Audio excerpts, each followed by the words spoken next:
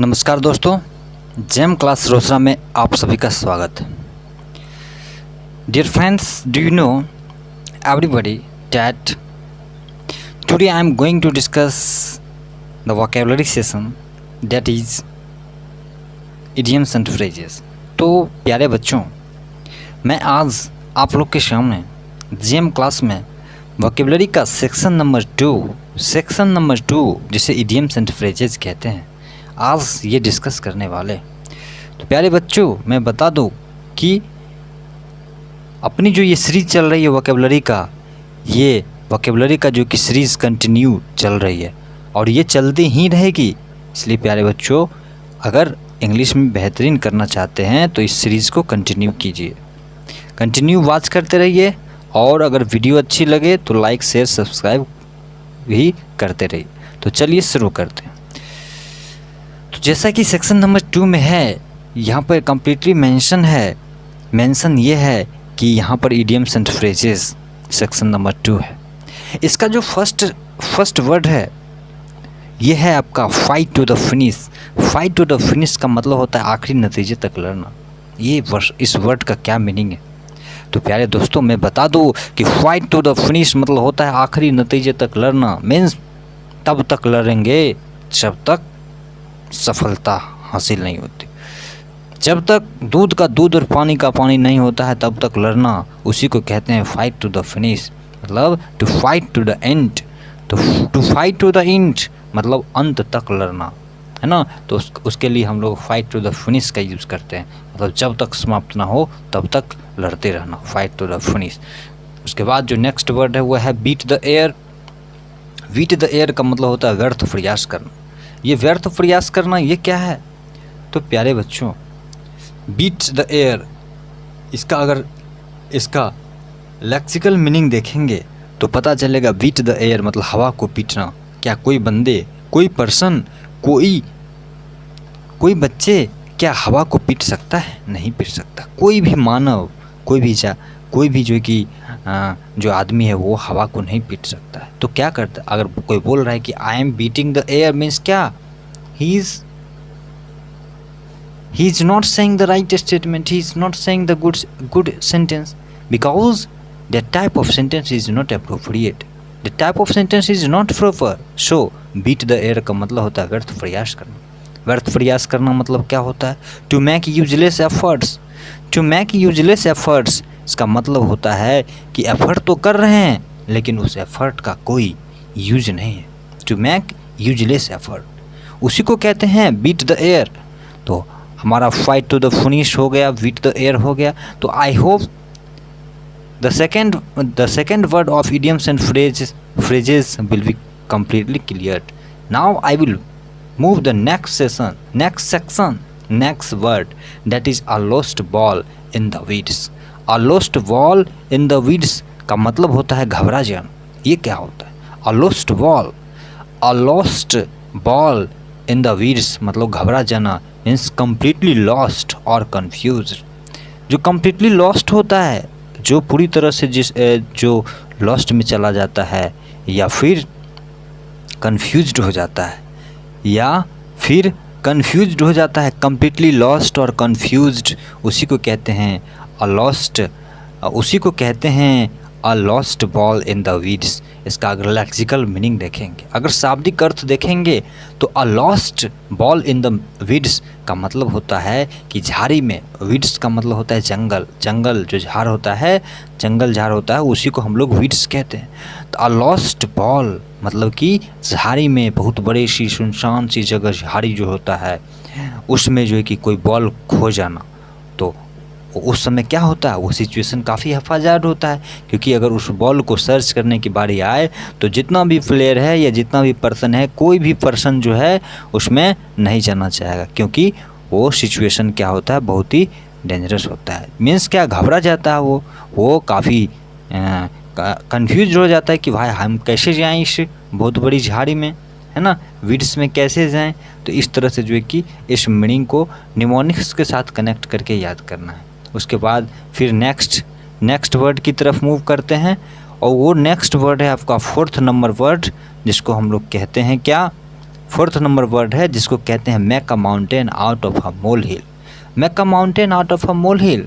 प्यारे बच्चों, मैं आपको बता दूं कि मैं जो भी पढ़ा रहा हूँ वो है आपका इडियम्स एंड फ्रेजेस। मैं जो पढ़ा रहा हूँ वो क्या है, इडियम्स एंड फ्रेजेस। और इडियम्स एंड फ्रेजेस का मतलब ही होता है क्या, मुहावरा एवं लोकोक्ति। मुहावरा, इडियम्स का मतलब मुहावरे, एंड मतलब और फ्रेजेस मतलब वाक्यांश। मुहावरा और लोकोक्ति मतलब मुख से द्वारा जो वचन बोला जाता है ह्यूमरस वे में, किसी को प्रताड़ित करने के लिए या किसी को अट्रैक्ट करने के लिए या फिर किसी की प्रतिभा को, किसी की गरिमा को, किसी की प्रतिभा को दिखाने के लिए, उसकी टैलेंट को दिखाने के लिए जिस तरह का जो शब्द का यूज किया जाता है उसी को जनरली हम इडियम्स एंड फ्रेजेस कहते हैं। इसलिए प्यारे बच्चों, इस चीज़ को समझना है कि हम लोग जो इडियम्स एंड फ्रेजेस पढ़ते हैं वो इडियम्स एंड फ्रेजेस कुछ इस तरह से रहता है। वो इडियम्स एंड फ्रेजेस कुछ इस तरह से रहता है कि वो हमारे डेली लाइफ में काफ़ी यूजफुल होता है और इसी चीज़ को समझना होता है। जैसे देखो यहाँ पे है बात का बतंगर बनाना। बात का बतंगर बनाना का मतलब होता है तिल का तार कर देना। बात छोटी थी लेकिन उस बात को इतनी सोची गई, इतनी गहन अध्ययन की गई कि वो बात जो है make a mountain out of a mole hill हो गया, अर्थात बात का बतंगर बना दिया, है ना।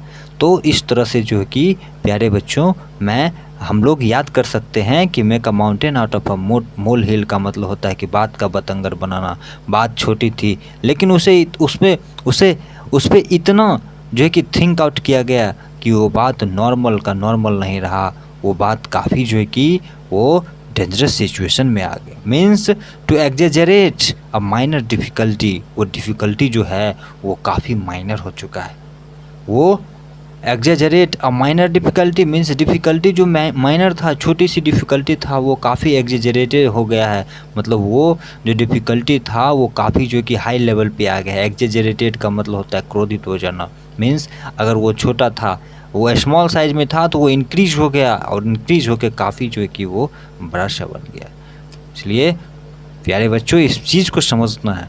Now I will move the next word of this section, idioms and phrases, and the next word of this section is dig one's own grave.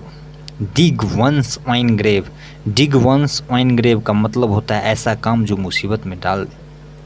dig one's own grave का मतलब होता है कि ऐसा काम जो मुसीबत में डाल दे। तो प्यारे बच्चों मैं इसके बारे में क्या बताने वाला हूँ, मैं इसके बारे में ये बताने वाला हूँ कि डिग वंस ओन ग्रेव, इसका अगर लेक्सिकल मीनिंग की तरफ चलते हैं तो पता चलता है, अगर लेक्सिकल मीनिंग की तरफ चलते हैं तो पता चलता है कि डिग वंस ओन ग्रेव, डिग वंस ओन ग्रेव का मतलब होता है कि कोई भी व्यक्ति को अपने लिए कब्र खोदना। अब बताइए, कब्र कोई अपने लिए क्यों खोदेगा भाई? किसी तरह का कोई प्रॉब्लम होगा तब तो वो अपने लिए कब्र खोदेगा, है ना। तो कब्र की खुदाई करेगा।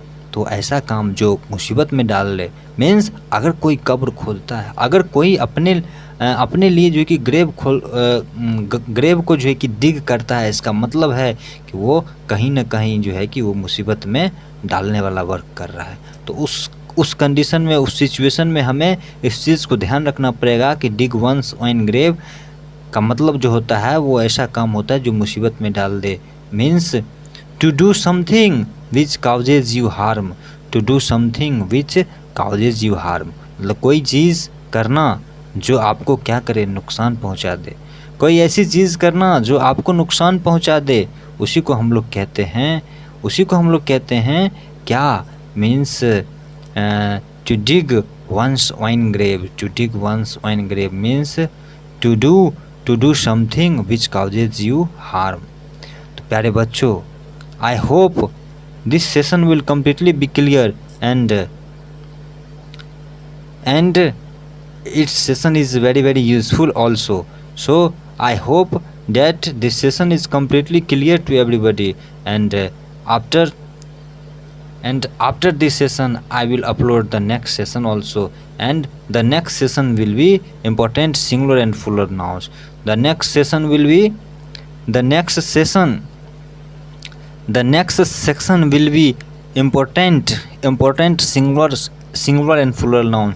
इसके बारे में बताएंगे कि कुछ ऐसी वर्ड होती है जो इम्पोर्टेंट, जो सिंगुलर भी होती है और प्लूरल भी होती है, लेकिन इसका क्या यूज़ है, कैसे इसे फॉर्म आउट करेंगे, कैसे बनाएंगे सिंगुलर से प्लूरल, इस तरह के तमाम चीज़ के बारे में मैं नेक्स्ट सेशन में अध्ययन करूँगा। तो आज का सेशन यहीं पे स्टॉप करते हैं।